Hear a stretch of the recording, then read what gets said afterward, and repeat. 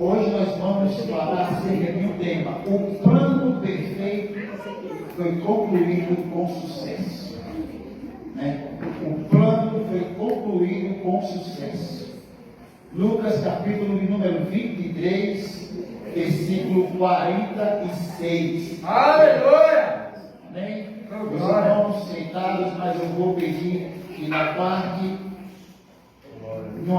os irmãos enfatizem comigo, tá? Vamos ler Lucas 23, versículo 46. Que diz assim: E, clamando Jesus com grande voz, disse: todos comigo, Pai, nas tuas mãos entrego o meu espírito. Mais uma vez, Pai, nas tuas mãos entrego o meu espírito. E havendo dito isso, ele se viu. Amém? Amados irmãos, é necessário voltar ao Antigo Testamento. Eu sei que em pregações passadas já resumimos o Antigo Testamento e peço a todos total atenção na palavra de hoje para que todos possam entender, porque a única coisa que liberta o homem, que restaura e que renova é a palavra de Deus. E se nós não prestamos atenção, se nós não temos cuidado em prestar atenção e ouvir e alimentar-se desta palavra, nós nunca vamos ser libertos por ela. Nós nunca que vamos aprender e depois entender para poder compreender e obedecer. Então é muito importante que eu possa pedir a atenção de todos nesse momento. É necessário que eu volte ainda no Velho Testamento. Por quê? Porque foi em Gênesis 3,15 que saiu de Deus a primeira promessa redentora. De Gênesis capítulo 3, versículo de número 15, foi quando saiu a primeira promessa redentora de Deus. Logo após, Gênesis 3,15, logo após o pecado de Eva e Adão. Vamos falar do Eva, porque primeiro quem pegou foi Eva, não foi Adão. De Eva passou para Adão. Então, o pecado de Eva e Adão, na sequência. E após o pecado de Eva e Adão e a decadência da humanidade, Deus ele faz uma promessa redentora, a primeira promessa para a derrota do diabo. Gênesis 3,15, Deus vai dizer assim, porém inimizade entre ti. O que é entre ti? O diabo. E a mulher. Quem é a mulher? A humanidade, ou Maria, mãe de Jesus. Entre a tua descendência. Quem é a tua descendência? A descendência do diabo, que é o pecado. Tá? Que é o pecado. Esta aula, para os irmãos que estão no canal de ensino bíblico no WhatsApp, já tiveram esta aula 1. E próxima vez vamos ter a aula 2. Tá?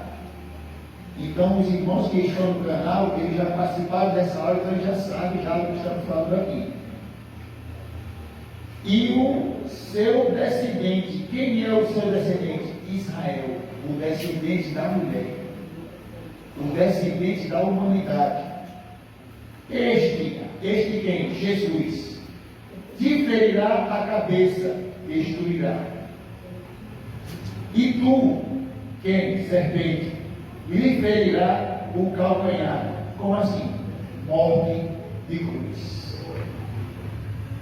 A serpente feriu o calcanhar de Jesus, levando ele para o madeiro. É necessário também passarmos, meus amados irmãos, em Gênesis capítulo de número 12, quando Deus ele chama Abraão e ele faz a segunda promessa redentora. Mas como assim, irmão? Veja que desde o Éden, Jesus, ele bem disse que ele já foi morto. Quando que ele foi morto? Quando Eva e Adão pecou. Quando Deus matou aquele animal e cobriu as nudez de Adão e Eva, ou Eva e Adão, como queiram, ele estava dizendo: eu estou matando o meu cordeiro, eu estou enviando o meu cordeiro para cumprir o pecado do mundo. E aí nós entramos em Gênesis capítulo 12, verso 1 ao 3, que Deus vai fazer a segunda promessa redentora do Cristo. Que promessa é essa? O que significa redenção? Redenção significa libertação do pecado de Eva e Adão. Redenção também eu posso dizer que significa salvação, salvando a sua criação. E aí Deus vai dizer a primeira promessa, a nação de Israel. A primeira promessa que Deus dá em Gênesis capítulo 12, versículo 1. Ora, disse o Senhor a Abraão, isso foi 200 anos depois do dilúvio. Ora, disse o Senhor a Abraão, sai da tua terra, da tua parentela e da casa de teu pai e vai para a terra que te mostrarei. De ti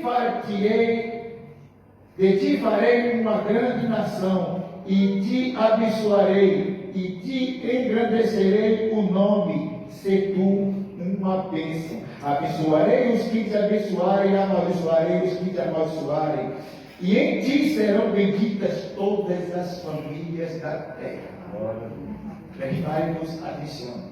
A primeira promessa de Deus a Abraão, já a segunda redentora, é uma nação. Que nação é essa? Israel. Nenhuma aqui é israelita. Tem que bem atento nisso. Preste atenção. Vocês vão entender no final da campanha. Segunda promessa a Abraão, abençoará o nome. Terceira promessa a Abraão, abençoar quem te abençoa. Abraão já viu na geração passada que entrou no Egito e Faraó tomou Sarai dele. E com isso o Faraó foi enfermo acamado. Amaldiçoou Abraão, então recebeu maldição. Quem amaldiçoa, quem Deus abençoa, só é amaldiçoado. Já pega a primeira revelação da palavra.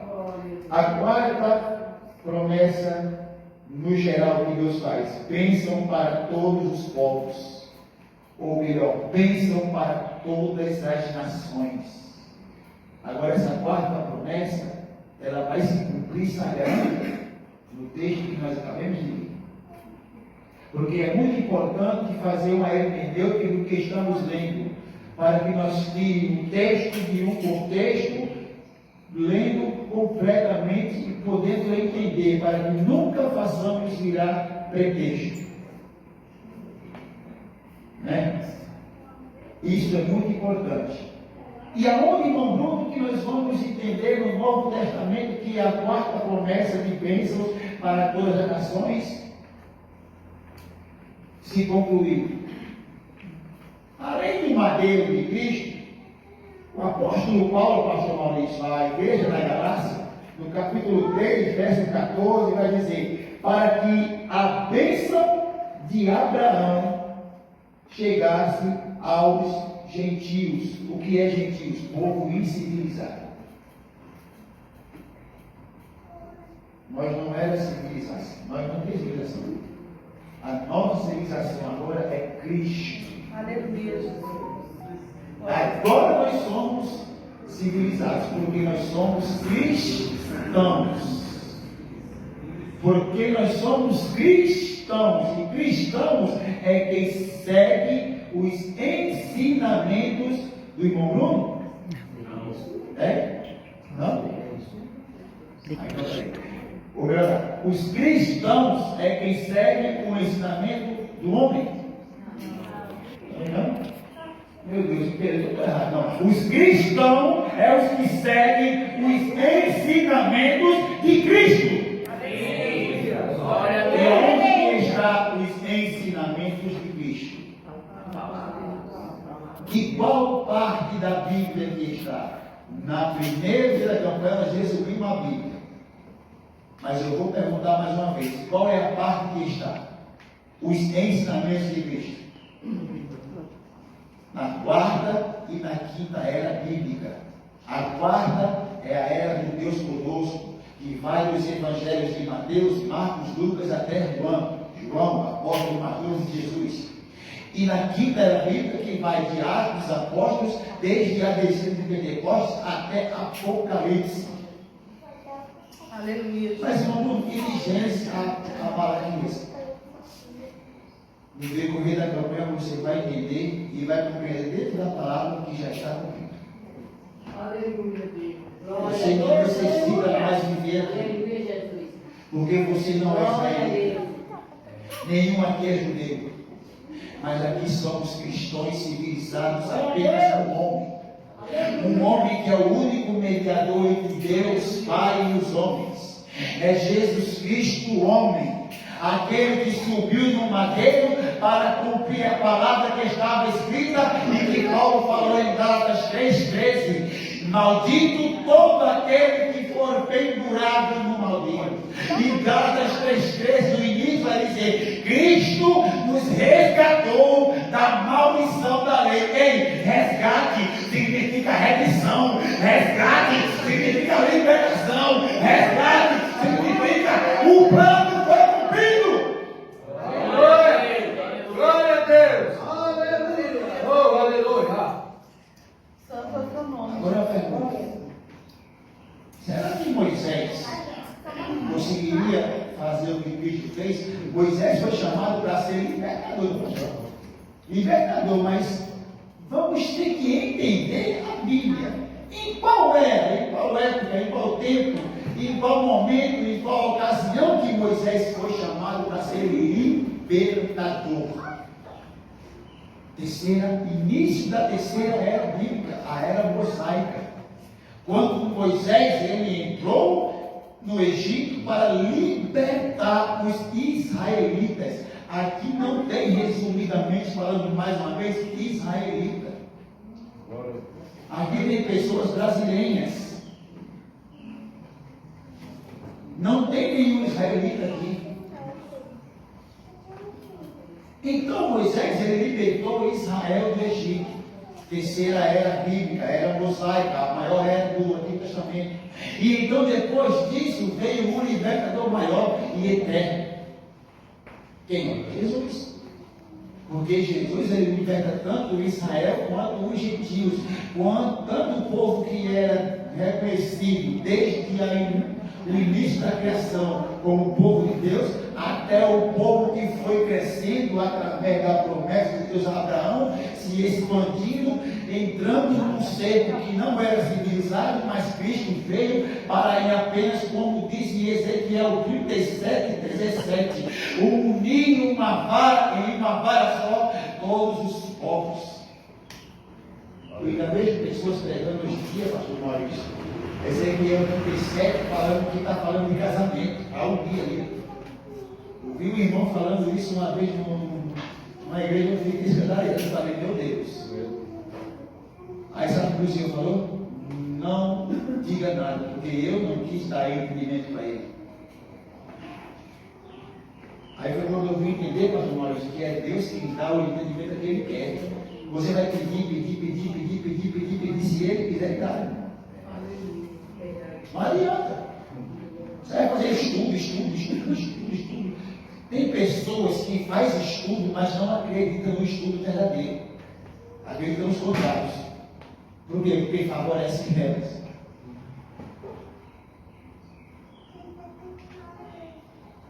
E aqui, Jesus, antes de subir desse madeiro, ele está dentro do cenáculo. Ele está com 12 discípulos pronto a cear em uma enorme mesa. Mas ele vai dizer: olha só, um de vocês, que aqui está é o diabo, um de vocês que está aqui vai me trair. Aí você olha Pedro, aquele jeito dele nervoso, né? Ei, João, penso eu que no jeito que Pedro era, ele falou: ô babão, tu que está aí do lado de Cristo aí, que você pega ele, né? Pergunta quem é que vai trair ele aí, ó. Aí João, muitos falam que ele teve intimidade com o Senhor, nem colocou o ombro, cabeça e ombro, não, ele teve medo. Ele teve medo porque ele sabia que quem estava do céu era Deus. Ele sabia que quem estava dentro de você era Deus. E quando a gente sabe que quem está dentro de nós é Deus, nós temos medo de pecar contra esse Deus. E nós se esforçamos, simples, oprimidos a nós mesmos para obedecer ao plano dele. E aí João coloca a cabeça no ombro de Deus e fala assim: ô Senhor, quem é? Jesus diz: calma, meu filho, não é você não. Você está firme. Ô Pedro, calma, Pedro. Tá vendo? Você também está firme. Tiago também está firme. Mas é aquele que eu dei um bocado molhado. O bocado molhado, já falei aqui nesse dia já. O bocado molhado era o quê? Era que o anfitrião entregava como se partisse o bolo hoje em dia. Vamos para o aniversário e a perda do bolo era para criança vamos. Então o bocado molhado era para o anfitrião que estivesse perdendo o seu amigo querido para reconciliar com ele. E mesmo quando ele falou: Senhor Judas, não me pretende, vamos reatar a aliança, porque quem reata a aliança é Deus. Nenhum de nós podemos reatar a aliança com Deus, porque somos carnal, e Deus é espiritual, e Deus é eterno, nós somos limitados, e Deus é ilimitado. E então nós não podemos reatar a aliança, mas Deus falou: ô Judas, reata comigo, vem, não me trai não, não me traia. Só que Judas pegou e comeu. Quando ele pegou e comeu, ele estava falando assim: olha, eu estou cego. O texto vai dizer antes que o diabo entrou em Judas, e o diabo, quando entra em alguém, fica cego. O diabo, quando entra em uma pessoa, o entendimento fica, ó, acaba. A palavra de Deus é pregada, é ensinada e ninguém aprende. Você faz estudo bíblico, teológico, catológico, isso, aquilo, outro, e você não aprende, você vai querer aprender o que o homem está dizendo. Aí o homem te mostra na palavra, ele fala: isso é assim, ele faz um retrocesso grande e fala que é assim, mas você vai assustar porque você está cego. Eu não vou poder aprofundar muito mais nisso, porque a próxima pregação do dia 13 vai ser já falando sobre a cegueira. Então eu não posso revelar agora, depois não permite. Né? Mas é palavra. Então, quando a pessoa recebe a palavra, é quando a pessoa está com o coração aberto a Cristo.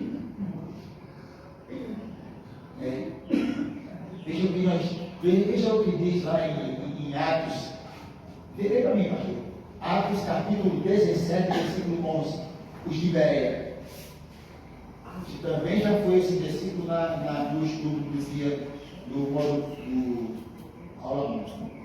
Atos 17, 11. Olha, esses foram mais nobres do que os que estavam em Tessalônica, porque de bom grado receberam a palavra, examinando cada dia na Escritura, se essas coisas eram assim. Está vendo? Ora os de Bereia, eles receberam a palavra com avidez. O que é avidez? Nobreza. Eles foram nobres, eles aceitaram o quê? Eles aceitaram o que ele estava lendo na Bíblia. Eles aceitaram o que saiu da boca de Jesus. Por incrível que pareça, eu vejo pessoas ensinando que estava lendo lá, Jesus falou, mas a pessoa diz: mas não é assim.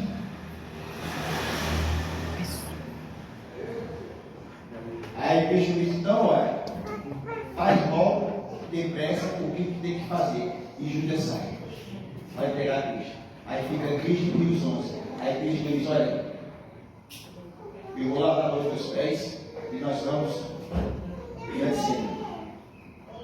Aí Cristo sai e diz assim: e no caminho ele vai dar as últimas instruções dos discípulos. Onde está isso? João 13, João capítulo 13. Do verso 34 até o capítulo 16, versículo 33, se não falar a memória. Esse capítulo todo, em versículos, Jesus resume as suas últimas instruções. E para iniciar a última instrução, ele diz assim, ó. 13:34 de João: um novo mandamento vos dou. Qual, Senhor? Amai uns aos outros. Nós te tenho amado. Mas que amor é esse? Amor de cruz. Sabe ali? Amor de cruz. Aí ele vai explicando mais instruções. Quando ele chega no capítulo 16, no verso 33, vai dizer: isto eu vos tenho dito para que em mim tenha paz. Por que, Senhor? Porque no mundo tereis aflições. Mas tenham paciência, tá? Tenham calma. Tenham bom ânimo. Tenham bom ânimo. Por que sim? Porque eu já venci o mundo. Aleluia, Jesus. Oh, aleluia! Glória a Deus. Aleluia. O que Cristo está dizendo por isso, mesmo que o homem queira me enlaçar com um jugo fardo, usando a minha palavra para distorcer,